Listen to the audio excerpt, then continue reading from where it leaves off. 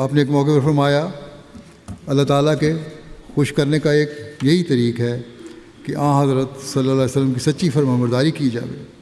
دیکھا جاتا ہے کہ لوگ طرح طرح کی رسومات میں گرفتار ہیں۔ کوئی مر جاتا ہے تو قسم قسم کی بدعات اور رسومات کی جاتی ہیں، حالانکہ چاہیے کہ مردے کے حق میں دعا کریں۔ اب بتائیں کہ یہ جو رسومات کرنے والے ہیں وہ توہین کے مرتکب ہو رہے ہیں، جو پیروں فقیروں کی عجیب عجیب باتیں اور ان کی باتوں پر عمل کرتے ہیں، ان کے مزاروں پر سجدے کرتے ہیں، وہ توہین کے مرتکب ہو رہے ہیں ان باتوں پر عمل کر کے، یا حضرت مسیح موعود علیہ السلام جو ان بدعات سے دور کرنے آئے تھے۔ آپ فرماتے ہیں کہ رسومات کی بجا آوری میں حضرت صلی اللہ علیہ وسلم کی صرف مخالفت ہی نہیں ہے بلکہ ان کی حد تک بھی کی جاتی ہے۔ جو نئی نئی رسمیں پیدا کر لی ہیں یہ صرف آپ کے حکم کی خلاف ورزی نہیں ہے بلکہ یہ ایک لحاظ سے آپ کی حد تک ہے۔ اب جنہوں نے حد تک رسول کے قانون پاس کیے ہوئے ہیں وہ سب سے بڑھ کر ان بدعات میں ملوث ہیں۔ یہ حد تک کس طرح کی جاتی ہے؟ کوئی حضرت صلی اللہ علیہ وسلم کے کلام کو کافی نہیں سمجھا جاتا، اور اگر کافی خیال کرتے تو اپنی طرف سے رسومات کے گھڑنے کی کیوں ضرورت پڑتی؟ اب یہ بتائیں جو رسومات کرنے والے ہیں کہ کون حد تک کر رہا ہے؟ حضرت مسیح موعود علیہ السلام کو ماننے والے یا آپ کے انکار کرنے والے؟ مخالفین یہ اعتراض کرتے ہیں کہ آپ نے حضرت مسیح علیہ السلام نے نعوذ باللہ نبوت کا دعویٰ کر کے حضرت صلی اللہ علیہ وسلم کے خاتم النبیین ہونے کا انکار کیا اور آپ کی توہین کی ہے، اور احمدی بھی جو آپ پر ایمان لاتے ہیں اس حوالے سے توہین کے مرتکب ہیں اور قابل سزا ہیں۔ اس کا جواب تو میں پہلے دے آیا ہوں، بعض حوالے آپ کے پیش کیے ہیں میں نے پہلے، کہ جو آپ نے پایا وہ حضرت صلی اللہ علیہ وسلم کے طفیل ہی پایا ہے، نہ کہ کوئی اپنی چیز ہے۔ اس کا ایک جگہ جواب آپ نے اس طرح دیا ہے اور ثابت کیا ہے کہ ہم توہین رسالت کے مرتکب نہیں ہیں بلکہ تم لوگ حضرت صلی اللہ علیہ وسلم کے درجے کو کم کرنے والے ہو، دروازے بند کرتے ہو، ان سب دروازوں کو بند کرتے ہو جو آپ کے مقام سے اور آپ کے طفیل سے دنیا کو یا کسی بھی شخص کو مل سکتا ہے۔ آپ فرماتے ہیں یہ لوگ کہتے ہیں یہ دروازہ مکالمات و مخاطبات کا اس وجہ سے بند ہو گیا کہ قرآن شریف میں اللہ تعالیٰ نے فرمایا ہے ما کان محمد ابا احد من رجالکم ولکن رسول اللہ و خاتم النبیین، کہ حضرت صلی اللہ علیہ وسلم چونکہ خاتم النبیین ہیں اس لیے آپ کے بعد یہ فیض اور فضل بند ہو گیا۔ آپ فرماتے ہیں کہ ان کی عقل اور علم پر افسوس آتا ہے، یہ لوگ تو اس طرح کی باتیں کر کے نعوذ باللہ حضرت صلی اللہ علیہ وسلم کے فیض کو کم کرنے والے بن رہے ہیں اور یہ حد تک کہ رسول کرنے والے بن رہے ہیں، کیونکہ نبی کی آمد اور بعثت تو اس غرض کے لیے ہوتی ہے تاکہ اللہ تعالیٰ پر ایک یقین اور بصیرت پیدا ہو اور ایسا ایمان ہو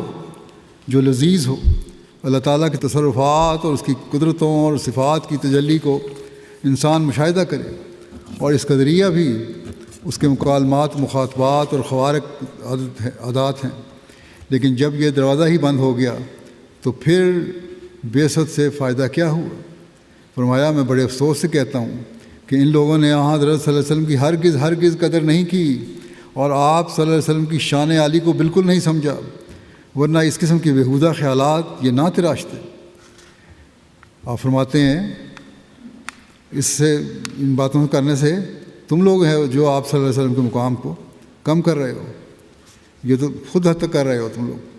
کیونکہ جسمانی اولاد کی نفی تو قرآن شریف کرتا ہے۔ اللہ تعالیٰ فرماتا ہے کہ جسمانی اولاد نہیں ہے،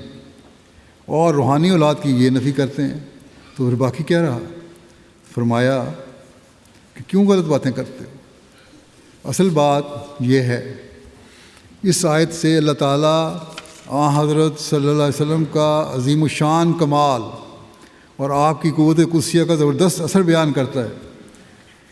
کہ آپ صلی اللہ علیہ وسلم کی روحانی اولاد اور روحانی تاثیرات کا سلسلہ کبھی ختم نہیں ہوگا۔ آئندہ اگر کوئی فیض اور برکت کسی کو مل سکتی ہے تو اسی وقت اور اسی حالت میں مل سکتی ہے جب حضرت صلی اللہ علیہ وسلم کی کامل اتباع میں کھویا جاوے اور فنا فی الرسول کا درجہ حاصل کر لے، بدوں اس کے نہیں۔ اور اگر اس کے سوا کوئی شخص ادعائے نبوت کرے تو وہ کذاب ہوگا، اس لیے نبوت مستقلہ کا دروازہ بند ہو گیا، اور کوئی ایسا نبی جو بجز حضرت صلی اللہ علیہ وسلم کی اتباع اور ورزش یہ شریعت یعنی شریعت پر عمل کرنے سے اور فنا فی الرسول ہونے کے مستقل نبی صاحب شریعت نہیں ہو سکتا۔ ہاں فنا فی اللہ فنا فی الرسول اور آپ کے امتی کامل متبعین کے لیے یہ دروازہ بند نہیں کیا گیا۔ اس لیے ابراہیم احمدیہ میں یہ درج ہے، اپنے حوالہ دیا کہ اپنے کتاب کا پہلی کتاب کا کہ کلو برکت من محمد صلی اللہ علیہ وسلم و تبارک من علم و تعلم، یعنی جو مکالمات کا شرف مجھے دیا گیا ہے یہ محض حضرت صلی اللہ علیہ وسلم کی اتباع کے طفیل ہے، اور اسی لیے یہ آپ ہی سے ظہور میں آ رہے ہیں۔ جس قدر یعنی جو اللہ تعالیٰ کامیابیاں عطا فرما رہا ہے یہ مجھ سے مخاطبہ کر رہا ہے، یہ حضرت صلی اللہ علیہ وسلم کے طفیل ہی ہو رہا ہے، اور گویا کہ آپ کی تائید و نصرت اللہ تعالیٰ فرما رہا ہے اس ذریعے سے، جس طرح اس نے وعدہ کیا تھا، تکمیل اشاعت کا وعدہ کیا تھا، اور تکمیل اشاعت ہو رہی ہے رسول اللہ علیہ وسلم کے ذریعے سے، ہدایت کی، اس ہدایت کی جو حضرت صلی اللہ علیہ وسلم لے کر آئے۔ اس زمانے میں آپ کے بھیجے ہوئے غلام صادق کے ذریعے سے یہ سب کچھ ہو رہا ہے۔ فرمایا کہ جس قدر تاثیرات اور برکات و انوار ہیں وہ آپ ہی کے ہیں، پھر یہ کہتے ہیں یہ آپ ہی کے انوار و برکات ہیں جن کو میں آگے پھیلا رہا ہوں۔ پھر مزید فرماتے ہیں کہ میں بڑے یقین اور دعوے سے کہتا ہوں کہ حضرت صلی اللہ علیہ وسلم پر کمالات نبوت ختم ہو گئے۔ وہ شخص جھوٹا اور مفتری ہے جو آپ کے خلاف کسی سلسلے کو قائم کرتا ہے اور آپ کی نبوت سے الگ ہو کر کوئی صداقت پیش کرتا ہے اور چشمہ نبوت کو چھوڑتا ہے۔ میں کھول کر کہتا ہوں کہ وہ شخص لعنتی ہے